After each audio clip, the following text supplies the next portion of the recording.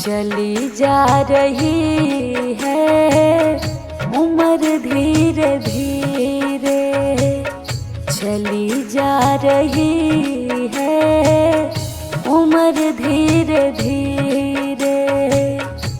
पल पल युवा ठो बहर धीरे धीरे, पल पल युवा ठो बहर धीरे धीरे।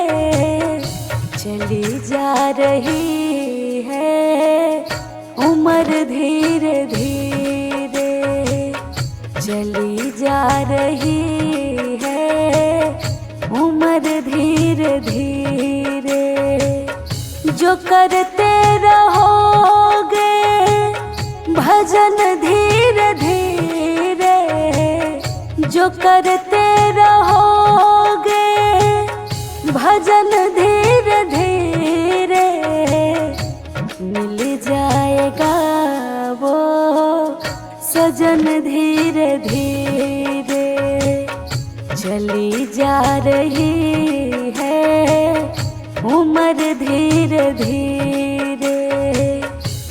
बचपन भी जाए जवानी भी जाए, बचपन भी जाए जवानी भी जाए।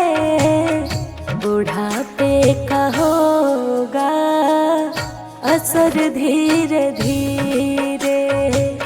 चली जा रही है उम्र धीरे धीरे। तेरे हाथ पाँव में बल ना रहेगा, तेरे हाथ पाँव में बल ना रहेगा। झुकेगी तुम्हारी कमर धीरे धीरे। चली जा रही है उम्र धीरे धीरे। शिथिल अंग होंगे एक दिन तुम्हारे, शिथिल अंग होंगे एक दिन तुम्हारे।